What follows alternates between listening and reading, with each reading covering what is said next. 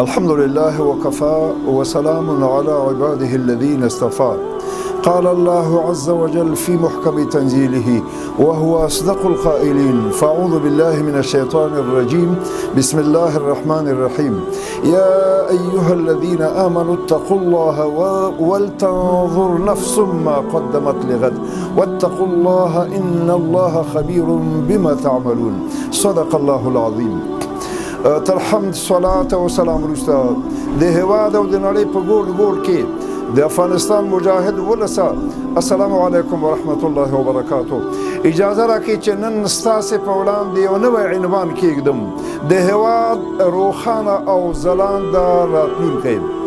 هر څوک غواړي چې ملت روښانه مستقبل ولري او په راتلونکي کې د پرمختګ، ثبات، سولې، سوکالي او عزت څښتن وي او وګړي په امن، عدالت، هوساینې کې ژوند وکړي، په دې توګه چې د جګړې امکانات د تل لپاره پکې پای ته ورسیږي، د قانون حاکمیت پکې ټینګ او خلک په ډاډه فضا کې ژوند ته ادامه ورکړي، ښوونه او روزنه پیاوړې سي، پوهنتونونه او دیني زده کړو کې پرمختګ ملت وکړي، د کار فرصتونه هر چاته برابر، صنعت کارونه، سوداګري او پانګونه وده وکړي، د هېواد ټول قومونه او وګړي په ورورولۍ متقابل درناوي او ملي یووالي کې ژوند ته دوام ورکړي، عدالت، شفافیت، حساب ورکونه او د خلکو خدمت د حکومت اساسي اصل وي.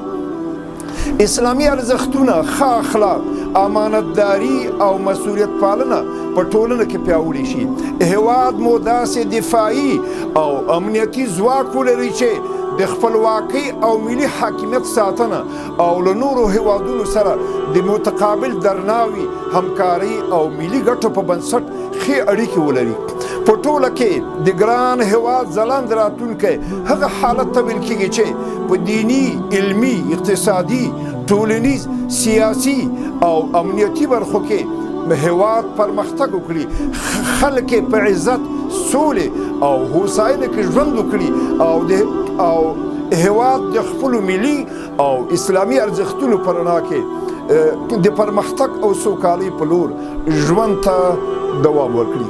د هېواد ځلانده راتلونکي په اړه فکر کول او د هغه لپاره هڅه کول د هر وګړي، عالم، ښوونکي، ځوان او مسؤل مهم ملي او اسلامي مسؤلیت دی.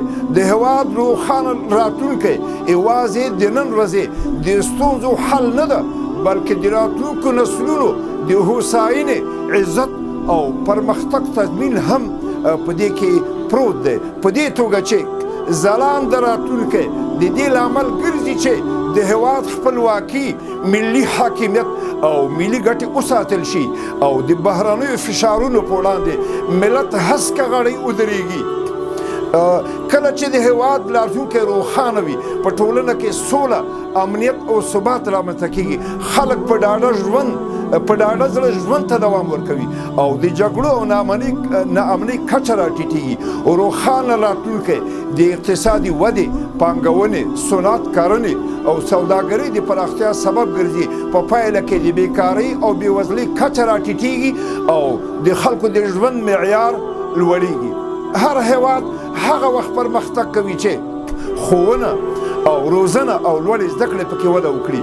د ځلانده راتلونکي لپاره د علم، څېړنې او نوښت ارزښت ډېر لوړ شمېرل کېږي. روښانه راتلونکی د ملي یووالي، ورورګلوۍ، متقابل درناوي او ګډو ملي ارزښتونو د پیاوړتیا سبب ګرځي چې د ټولنې د ثبات بنسټ جوړوي. کله چې عدالت، شفافیت او د قانون حاکمیت په مملکت کې حاکم وي او د خلکو باور پرې زیاتېږي او د فساد او بې عدالتۍ مخه نیول کېږي. ځلانده راتلونکی یوازې مادي پرمختګ نه ده، بلکې د دیني، اخلاقي او د انساني ارزښتونو ساتنه او پیاوړتیا هم پکې شامله ده، تر څو ټولنه د ښو اخلاقو او مسؤلیت پالنې په بنسټ پرمختګ وکړي. د هېواد روښانه راتلونکی ځوانانو ته د زده کړې، کار، نوښت او خدمت فرصتونه برابروي چې له امله یې د هېواد بشري پانګه لا پیاوړتیا مومي.